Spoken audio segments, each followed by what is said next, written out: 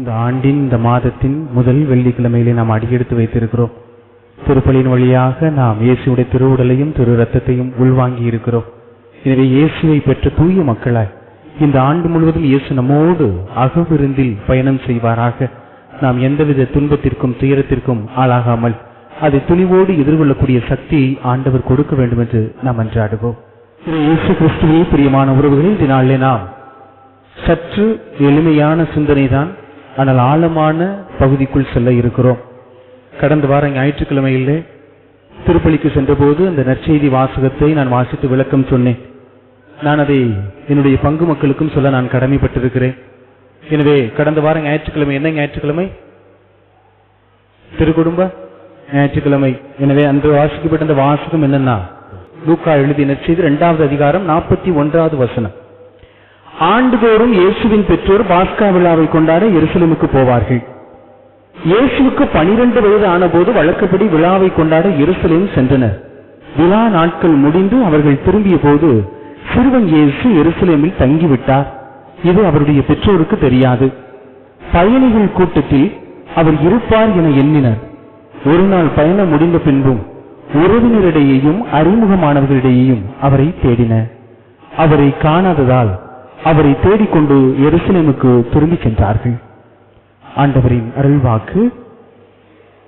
திரு இயேசு கிறிஸ்துவில் பிரியமானவர்களே, இன்னைக்கு என் குடும்பத்துல என் பிரச்சனை, என் குடும்பத்துல என் கவலை, என் உறவுகளிடையே என் பிரச்சனை இருக்கு, எங்களுக்குள்ள ஏன் இப்படிப்பட்ட குழப்பங்கள் இருக்கு, எனக்கு ஏன் சிந்தனை வேற மாதிரி போகுது, எனக்கு ஏன் தலைவலி வருது, எனக்கு ஏன் முழங்கால் வலி வருது, எனக்கு ஏன் கேன்சர் வருது, அப்புறாணியா போறான், சின்ன பையனா இருக்கிறான், அவன் ஏன் விபத்துல சிக்குண்டு செத்து போறான், இது கடவுள் இருக்கிறாரா இல்லையா என்று கேட்கக்கூடிய நபர்கள் இன்று ஆயிரமாக இருக்கிறார்கள்.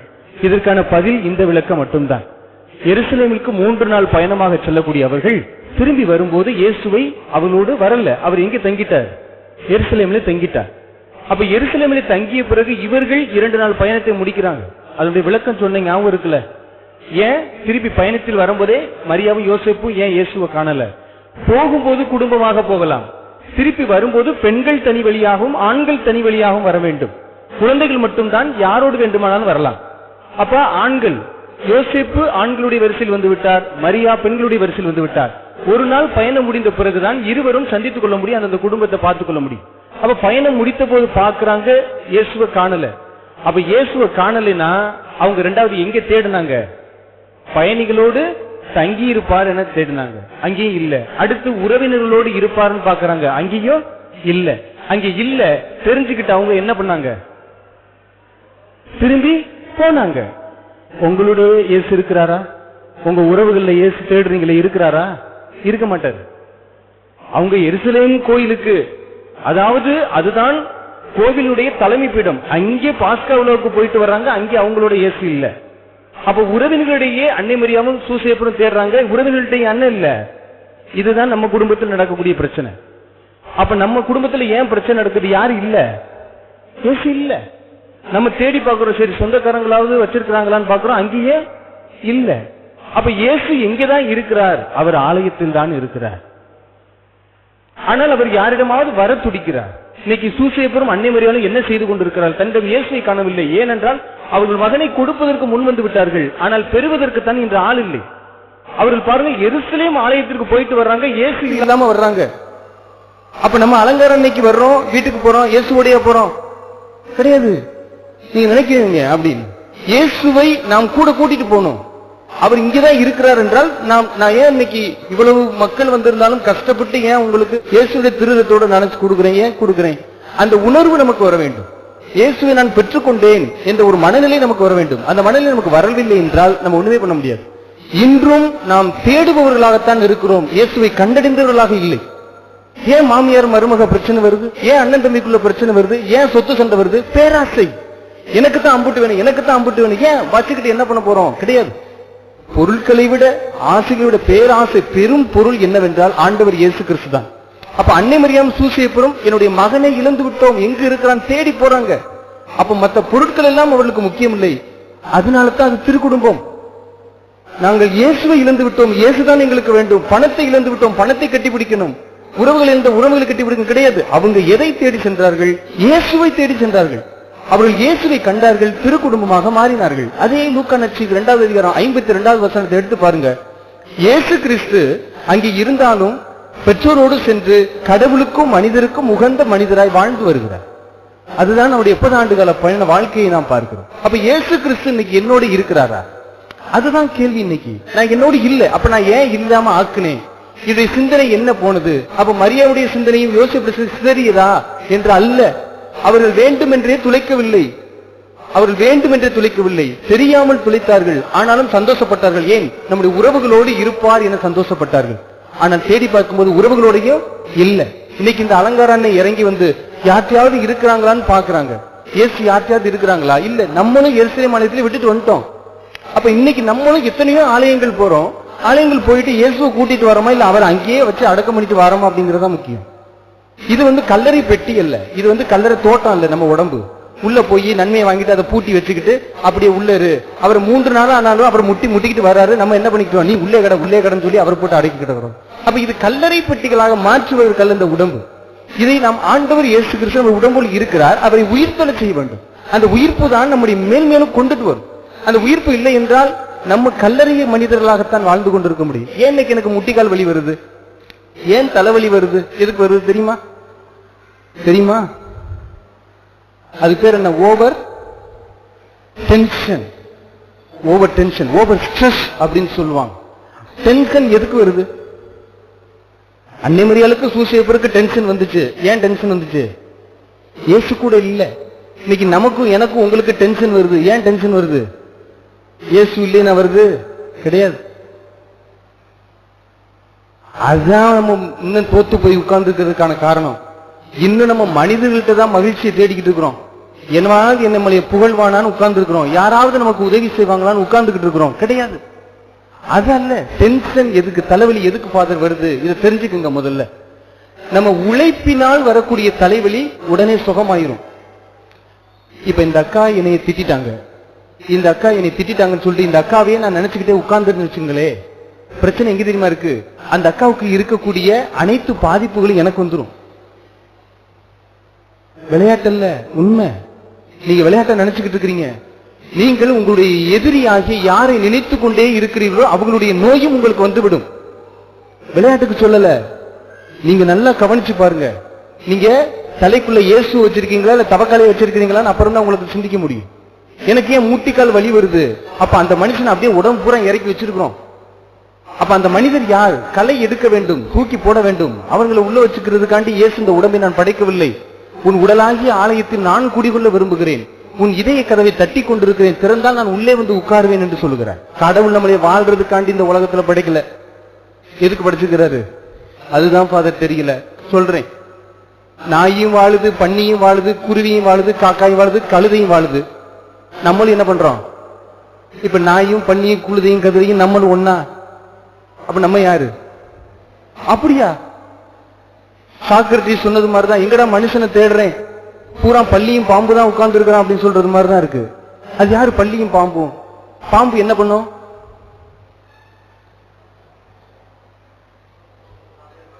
படை எடுத்துட்டு என்ன பண்ணும்? நாக்க வெளியில நீட்டிக்கிட்டு இருக்கும். அது மாதிரிதான் பாம்பு மனுஷங்களை பார்த்துக்குங்க. இன்னொரு குடும்பத்தை பத்தி இன்னொரு குடும்பத்துக்குள்ள போய் துப்பிட்டு வர்றது. இந்த மனிதர்கள் பேர் என்ன? பாம்பு மனுஷன். நாய் மனிதர்கள் பார்த்திருக்கீங்களா? நாய் என்ன பண்ணும்? தன்னுடைய எல்லையை நிரூபிக்கிறதுக்காண்டி எல்லா இடத்து மூலையிலையும் போய் தன்னுடைய சிறுநீரகத்தை கழித்து விட்டு வரும். அதுபோல சில மனிதர்கள் இன்னொரு குடும்பத்தை பத்தி இன்னொரு நபரை பத்தி அசிங்கமான செய்திகளை கொண்டு வந்து நம்மள்கிட்ட கடத்திட்டு போயிருவாங்க. நம்ம அதை என்னமோ பெரிய புனித தீர்த்த மாதிரி அதை ஒரு பெட்டியில புடிச்சு வச்சுட்டு வீட்டுல உட்கார வச்சுக்கிட்டு அதை திரும்பி போட்டு தெளிச்சுட்டு உட்கார்ந்துருப்போம். அது கடைசியில என்னவா இருக்கும்? அதான் நாய் போன்ற மனிதர்கள். நாய் குறைச்சுக்கிட்டே இருப்பாங்க, அவங்க ஒன்னே பண்ண மாட்டாங்க, குறைச்சுக்கிட்டே தான் இருப்பாங்க. அப்ப உங்களை சுத்தி இருக்கிறது நாயும் பல்லியும் பூனையும் கீரியும் கரடியும் பாம்பும் தான், வேற யாரும் இல்லை. இதை நீங்க அடையாளம் கண்டுபிடிச்சீங்க அப்படின்னா நீங்க தப்பிப்பீங்க. இல்லைன்னா நீங்க சிக்குண்டு சிதறப்படுவீங்க, கீறப்படுவீங்க. அதனாலதான் ஆண்டவர் சொல்றார், தூய்மையானது நாய்க்கு கொடுக்காத. ஏன்னா நாய் என்னதான் இருந்தாலும் அது உன்னை கடித்து குதறும். ஒரு டென்ஷன் ஆயிடுச்சுன்னா நாய்க்கு டென்ஷன் வந்து பாத்திருக்கீங்களா? அதுக்கு டென்ஷன் ஆயிடுச்சுன்னா அது என்ன பண்ணும், நம்மளையே கடிச்சு உதறிடும். அப்ப இப்ப நாம் மனிதனாகிய என்னை எதுக்கு கடவுள் படைத்தார்? இப்ப நாய்க்கும் விலங்குகளுக்கும் பறவைகளுக்கும் மனிதனுக்குமான வித்தியாசம் என்ன? அவர்களை, விலங்குகளை பறவைகளை கடவுள் வாழ்வதற்காக படைத்தார், வாழ்வதற்காக படைத்தார். என்னையும் நம்மை, மனிதனமாகிய நம்மை முழுமையாக வாழ படைத்தார். இந்த முழுமையை நாம் அனுபவிக்க வேண்டும். நான் முழுமையாக வாழ்கிறேனா இல்லை வாழ்கிறேனா, அவ்வளவுதான் என்னுடைய எல்லை. நமக்கு என்னன்னா, கோவிலுக்கு வந்தா பக்தி பரவசம் ஆடும், உச்ச தலையில ஓடி போய் அலங்கார அன்னையின் மேல நாட்டியம் ஆடுவாங்க. ஆனா வீட்டுக்கு போனா தான் தெரியும், பெரிய பத்திரகாளி வந்து ஆட்டம் போட்டுக்கிட்டு கிடக்கும். அப்ப யார் தான் உண்மையான இது? அப்ப எனக்குள் என்ன இல்ல? இயேசு இல்ல. என் உறவினர்கிட்ட இயேசு இல்ல. அப்ப அண்ணன் தம்பி சண்டை ஏன் வருது? அங்க யார் இல்ல? இயேசு இல்ல. மாமியார் மருமக சண்டை ஏன் வருது? அங்கே இயேசு இல்ல. ஏன் எல்லாருக்குள்ளேயும் இந்த நாட்டுகளுக்கு இடையே சண்டை வருது? அங்க என்ன இல்ல? இயேசு இல்ல. இயேசு அங்கேதான் இல்ல. ஆனா என்ன இருக்கிறாரு? இருக்கிறார். அப்ப இருப்பவரை நாம் அழைத்துக் கொள்ள விரும்பவில்லை. அப்ப அவரை அழைத்துக் கொண்டோம் என்றால் அவர் நமக்கு மிகப்பெரிய ஒரு விடுதலை கொடுப்பார். இல்லை என்றால் நம்ம தான் கஷ்டப்படுறோம். ஏன் எனக்கு இந்த கஷ்டம்? நீங்க உண்மையிலே நினைச்சு பாருங்க. நீங்க உங்களுக்கு வந்த கஷ்டத்தை மட்டும் நினைச்சு பார்த்துக்கிட்டு இருக்கீங்க. அன்னை மரியாளுக்கு எவ்வளவு பெரிய கஷ்டம் வந்துச்சு. ஒரு இறைமகனை பெற்றெடுக்கக்கூடிய வரம் கிடைத்த அந்த அன்னை மரியாள் எங்கு போய் பிள்ளை பெற்றெடுத்தார்? அவர் நினைச்சிருந்தா கேட்டுக்கலாம் கடவுளை பார்த்து, யோ கடவுளே உனக்கு அறிவு இருக்கா? நான் சும்மா செவனேன்னு கிடந்தேன், நீ என்னைய புடிச்சு கொண்டாந்து கபிரியல் தூதரை அனுப்பிவிட்டு என்னையம்மா இப்படி பண்ணி நடுத்தெருவுல நிக்கிறேன், எனக்கு இடம் கிடைக்கல, கேட்டிருக்கலாம், டென்ஷன் ஆயிருக்கலாம். அது போல இயேசுவை காணிக்கையை கொடுக்க போகும்போது ஒண்ணு இல்ல, கையில 2 மாடப்புறா குஞ்சுகளை கொண்டு போய் கொடுக்குறாங்க. நினைச்சிருந்தா யோசிப்போடு அன்னை மரியாள் சண்டை போட்டுக்கலாம், கடவுளோட சண்டை போட்டுக்கலாம். நான் இறைமகனை பெற்றெடுத்திருக்கிறேன், ஆகவே எனக்கு 7 மாடு 7 ஆடு எனக்கு உடனடியாக கொடு, நான் போய் காணிக்கை கொடுக்கணும்னு சண்டை போட்டுக்கலாம், டென்ஷன் ஆயிருக்கலாம். ஆனால் அன்னை மரியாள் என்னால டென்ஷன் ஆகல. இன்னைக்கு நமக்கு என்ன டென்ஷன் இருக்கு? நம்ம நல்ல மருத்துவமனையில பிறந்திருக்கிறோம், நமக்கு நல்ல தேவை, ஞாயிற்றுக்கிழமை கறி, புதன்கிழமை மீன், அப்புறம் இடையில என்னென்ன நீண்டுது தவறு கோலக்குது எல்லாமே வந்துரும். ஆனாலும் எப்படி இருக்கிறோம்? நம்ம டென்ஷனா இருக்கிறோம். அப்ப நம்ம டென்ஷனா இல்ல, டஞ்சனா இருக்கிறோம். டஞ்சன்னா எதையோ அமுக்கி போட்டு வச்சிருக்கிறோம். நாம் டென்ஷன்ல இருந்தோம்னா விடுதலை வந்துடும். நம்ம அடைச்சு போட்டு வச்சிருந்தோம்னா நமக்கு நிம்மதி கிடைக்காது. ஏன் அடைச்சு வச்சிருக்கிறீங்க? இயேசுவை கொஞ்சம் பாருங்கள். இன்னைக்கு அன்னை மரியாள் நம்மிடம் தேடிக்கொண்டிருக்கிறார். இயேசுவை நான் தேடுகிறேன், இயேசு உங்களிடம் இருக்கிறார், அதை நான் காண வேண்டும் என்று அவர் ஆசைப்படுகிறார். அதனால்தான் அன்னை மரியாள் கானாவூர் திருமணத்தில் அழகா சொல்லுவாங்க, இவர் உங்களுக்கு சொல்வதை செய்யுங்கள். அழகான வார்த்தை. அதை முடிச்சுட்டு இவர் உங்களுக்கு சொல்வதை செய்யுங்கள் சொன்னது அன்னை மரியாளுடைய வார்த்தை. இறுதியில இயேசு சிலுவையில தொங்கும் போது அழகா சொல்லுவார், அன்பு சீடர் யோவானை பற்றி சொல்லுவார், இவரே உம் தாய். இது யோவானுக்கு மட்டும் கொடுக்கப்படல, நமக்கும் கொடுக்கப்பட்டிருக்கிறது. அப்ப நமக்கும் கொடுக்கப்பட்ட அந்த வாழ்வை நாம் எப்படி பார்த்து கொண்டு இருக்கிறோம்? இந்த ஆண்டு முழுவதும் இறைவனோடு நாம் பயணம் செய்வோம். அவரை ஆலயத்திலேயே அடக்கம் செய்துட்டு போக அல்ல, நம் நெஞ்சுக்குள்ளே அடக்கம் பண்ணிட்டு போறதுக்கு அல்ல. நாம் இன்னும் முழுமையாக வாழ கற்றுக்கொள்ள வேண்டும். இந்த முழுமை எதை குறிக்கிறது? ஒரு கழுதை இருக்கு, ஒரு கழுதைக்கு ஒரு வாழைப்பழம் வச்சுட்டேன், இங்கிட்ட ஒரு 2000 ரூபாய் நோட்டு வச்சிருக்கேன். கழுதை எதை திங்கும்? எதைத்தான் திங்கும்? இப்ப அந்த கழுதைக்கு கொஞ்சம் அறிவு இருந்துருந்துச்சுன்னா 2000 ரூபாய் கடையில கொடுத்து 2000 வாழைப்பழம் வாங்கி சாப்பிட்டுருக்குமா இல்லையா? இது வாழுது, நான் முழுமையா வாழணும். ஆனா நம்ம என்ன பண்றோம்? தற்காலிகத்துக்கு தான் ஆசைப்பட்டுக்கிட்டு இருக்கோமே ஒழிய நிரந்தர ஆசை நம்மகிட்ட இல்ல. நான் எனக்கு ஒரு வாழைப்பழம் இன்னைக்கு காலையில போதும், மத்தியானம் போதும், இரவு போதும். ஆனா 2000 இருக்கு, 2000 நான் கடையில கொடுத்துட்டு எவ்வளவு வாழைப்பழம் வாங்கலாமே. அப்ப அது வாழுது, நான் முழுமையாக வாழ வேண்டும். நான் சந்தோஷமே இல்ல, கவலையா இருக்கிறேன், நான் முழுமையா வாழல. ஏன்னா என்கிட்ட இயேசு இல்ல. இயேசு இருந்தார் என்றால் அவர் நம்மிடமே சரணடைவார். அதுதான் 52வது வசனத்துல குறிப்பிடுது. லூக்கா நற்செய்தி 2:52 என்ன சொல்றார்? இயேசு அவர்களோடு சென்று அவர்களுக்கு கீழ்ப்படிந்து மனிதருக்கும் கடவுளுக்கும் உகந்த மனிதராய் வாழ்ந்து வந்தார். நாமும் அவரை வலுக்கட்டாயமா கூட கூப்பிட்டு அவர் நம்ம கூட்டிட்டு போனோம் அப்படின்னா அவர் நமக்கும் நம் குடும்பத்திற்கும் நம் உறவுகளுக்கும் இடையே சமாதானத்தை உருவாக்குவார். இல்லை என்றால் நாம் இயேசு இல்லாத குடும்பம் எப்படிப்பட்ட குடும்பமோ அப்படித்தான் நம்முடைய குடும்பமும் இருக்கும். எனவே அன்பிற்கினிய உறவுகளை நான் உங்களுக்கு சொல்லி இருக்கிறேன். புனித 15 அழகா சொல்லி இருக்கிறார் இயேசுவை எப்படி பார்க்க வேண்டும் என்று. புனித 15 குழந்தை வரும் கேட்டு போகிற ஒவ்வொரு பெண் பிள்ளைகளிடம் சொல்லக்கூடிய ஒரே வார்த்தை, அவர் என்ன வார்த்தை என்று சொல்வார் என்றால், நீங்கள் திருவுளியம் வாசியுங்கள், நீங்கள் திருவுளியம் வாசியுங்கள். உங்க வீட்டுல நிம்மதி இல்லையா? திருவுளியம் வாசியுங்கள். உங்க உறவுகள்ல நிம்மதி இல்லையா? திருவுளியம் வாசியுங்கள். உங்கள்கிட்ட கஷ்டமா இருக்கா? திருவுளியம் வாசியுங்கள். ஏன்னு சொல்லிட்டு அவர் சொல்றாரு பாருங்க, யோவான் நற்செய்தி 1:14 வர்ற வசனத்தை சொல்லுவார். வாக்கு மனிதரானார், நம்மிடையே குடிகொண்டார். அந்த வாக்கு தான், அந்த வார்த்தை தான் மனிதராகிறார். நான் வீட்டில் உட்கார்ந்து வாசிக்கும் போது என் வீட்டில் இயேசு வருகிறார். நான் அதை கருத்தாங்க வேண்டும் என்று நினைக்கும் போது அது என் கரு உருவாகிறது. அது என் உறவுடைய சண்டையை முறித்து போட வேண்டும் என்று அது முறித்து போடுகிறது. அப்ப வார்த்தை மனு உருவாகிறார். இன்னைக்கு நம்ம அந்த வார்த்தையை விட்டுட்டோம், வேற எந்த வார்த்தைகளையோ பிடிச்சி வச்சுட்டு உட்கார்ந்துருக்கோம். நீங்க நல்லா இருக்கணும்னு சொல்றது போய் இன்னைக்கு நான் மட்டும் நல்லா இருக்கணும்னு சொல்ற வார்த்தைகள் வந்துருச்சு. சுயநல மனிதர்களாக மாற தொடங்கி விட்டார்கள். எனவே அன்பிற்கினிய உறவுகளே, நீங்கள் கொஞ்சம் ஆழமாக சிந்திக்க கற்றுக்கொள்ளுங்கள். எனவே திருவுளியத்தை நான் மேலோட்டமாக வாசிக்கிறேன் என்பதற்காக அல்ல, இன்னும் அதில் ஆழமான செய்திகள் இருக்கிறது. எனவே நாம் நம்முடைய பழக்க வழக்கத்தை சற்று மாற்றிக்கொள்ள வேண்டும். இயேசுவை ஆலயத்தில் மட்டும் தேடிவிடாமல் அவரை பெற்று அவரை வாழ்நாள் முழுவதும் நாம் அனுபவிக்க கற்றுக்கொள்ள வேண்டும். எனவே நீங்கள் கவனியுங்கள், நானும் கவனிக்க வேண்டும்.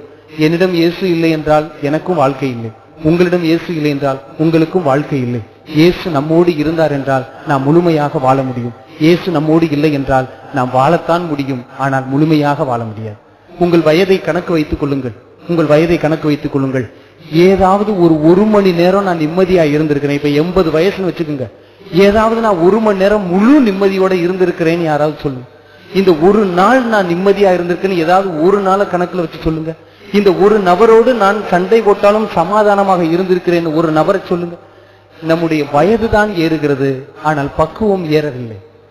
நம்ம இன்னைக்கு வயசு ஆக ஆக அந்த பக்குவம் கூட வேண்டும், சமாதானத்தில் நிலைத்திருக்க வேண்டும். ஆனா ஏனோ இன்று இளம் பிள்ளைகள், இளம் குழந்தைகள் நன்னா இருக்கிறாங்க, ஆனா அந்த வயசானவங்க போடுற ஆட்டம் தான் கொஞ்சம் ஓவரா இருக்கு. அவங்க தான் இன்னும் பக்குவம் வராம இன்னும் பேராசையிலே இருக்கிறாங்க. அதனால தான் நான் உங்கள்கிட்ட சொல்றேன், நாம் வயது மட்டும் ஏற்பவர்களாக இருக்கக்கூடாது. இந்த அடுத்து 2024 போய் 2025 வந்துருச்சு. இப்ப வந்துருச்சு, எண்ணுல வந்துருச்சு, எண்ணத்துல வந்துருச்சா? எண்ணத்துல வரல. அப்ப நான் 2024 தான் இருக்கிறேன். அப்ப 2024 நான் இருக்கிறேன் அப்படின்னா 2025 நான் என்ன அனுபவிக்கல. நீங்கள் ஒரு ஒரு ஒரு ஒரு குறிப்பு ஒன்று படித்தேன். அந்தோனியாருடைய மறையுரையிலே அவருடைய வரலாறுகளை எழுதும் போது அந்த கடைசி குறிப்பாக அவர் குறிப்பிடக்கூடிய நல்ல மரணத்தை பற்றி குறிப்பிடுகிறார். உத்தரிக்கிற ஸ்தலம், நரகத்திலே இருக்கக்கூடியவர்கள் யார் என்று கேட்டால் இறந்த பின்னும் மன்னிக்காத மனிதர்கள் அங்க இருக்கிறாங்க. அதனால தான் சொல்றாங்க, நம்ம சொர்க்கத்துக்கு போறதுக்கு ஒரே ஒரு பாஸ்வேர்டு மட்டும்தான் இருக்கு. அது என்ன பாஸ்வேர்டுனா மன்னிப்பு. நீங்க மன்னிச்சிருங்க, கடவுள் பார்த்துருவார். நீங்க மன்னிக்காம வச்சிருந்தீங்க, நீங்க தான் உங்களையும் பார்க்க மாட்டார். ஏன் சொல்றேன், நமக்கு நீதிபதி ஒரே ஆளுதான், கடவுள் மட்டும்தான். அவர்கிட்ட நம்ம வழக்க கொண்டு கொடுத்துட்டு நீங்க பாத்துக்கங்க கடவுளே, இனிமே நான் எனக்கு அதுக்கு சம்பந்தம் இல்லை, நான் நிம்மதியா வாழ போறேன் அப்படின்னு மட்டும் சொல்லுங்க. அவர் வழக்காடுவார் நமக்காக. நம்ம என்ன பண்றோம், என் பிரச்சனை எனக்கு தான் துன்பம், நம்மளே அதுக்கு வழக்காடி கொண்டிருக்கிறதுனால கடவுள் அதில் தலையிட மாட்டுகிறார். அப்ப கடவுளை நாம் தலையிட வைக்க வேண்டும் என்றால் மன்னிப்பு என்ற ஒன்றை கொண்டு வர வேண்டும். அதை மன்னிக்கவே முடியல ஃபாதர், என்னால ஏத்துக்கவே முடியல. நீங்க மன்னிச்சிருங்க, அதுக்கப்புறம் அந்த முகத்தை கூட நீங்க பார்க்க வேணாம், ஒதுங்கி போயிருங்க.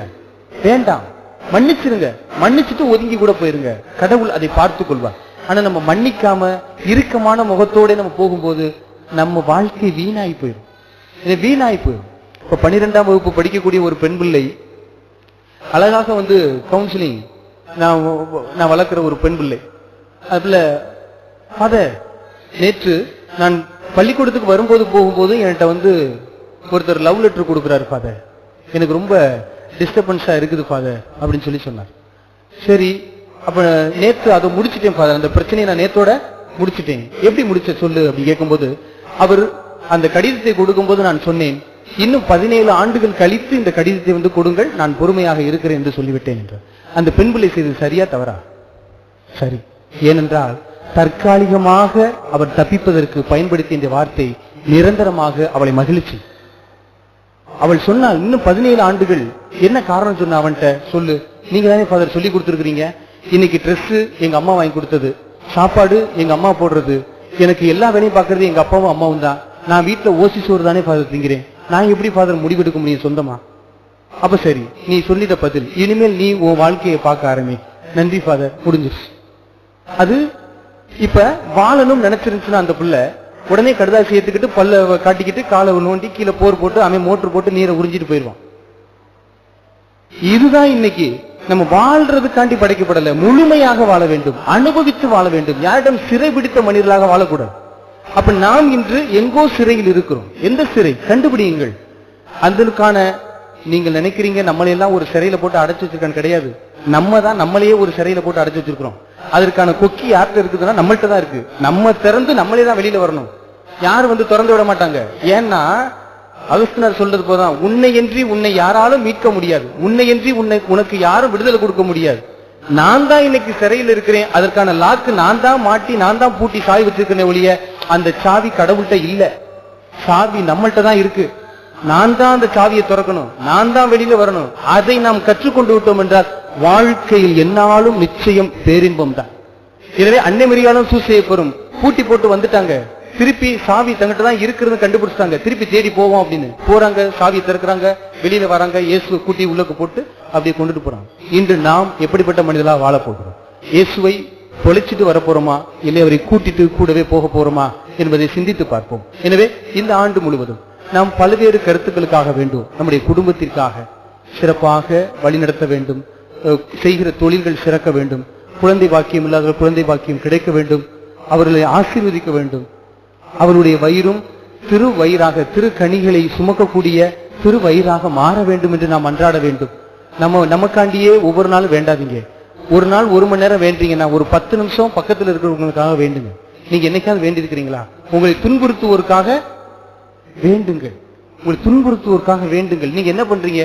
நான் துன்புறேன் தான் வேண்டிக்கிட்டு இருக்கிறீங்க ஒழிய துன்புறுத்துறவங்களுக்காக நீங்க வேண்டதே இல்லை. துன்புறுத்துறவங்களுக்காக நீங்க வேண்டுங்க. ஆண்டவரே அவருக்கு நல்ல ஞானத்தை கொடுங்க, நல்ல அறிவை கொடுங்க, நீங்க அவங்களோட இருங்க, எங்களோட இருப்பது போல் நீங்கள் அவர்களோடும் இருங்கள், அவருக்கு நல்ல சமாதானத்தை கொடுங்கள் என்று சொல்லி முடியுங்கள். இல்லை என்றால் இயேசு அங்கே தான் இருப்பார், நாம் மட்டும்தான் போகக்கூடியவர்களாக இருப்போம். எனவே அறிவு தெளிந்தவர்களாய், கேட்க செவியுடர்களாய் கேட்டு இயேசுவை நம்மோடு அழைத்து கொண்டு நம்முடைய வாழ்நாள் முழுவதும் செல்வோம். இயேசு தயாராக இருக்கிறார், நாம் தயாராக இருக்கிறோமா என்பதை சிந்தித்து பார்த்து அனைவரும் முழங்கால் படியிட்டு மாண்பியல் கீதம் பாடுவோம்.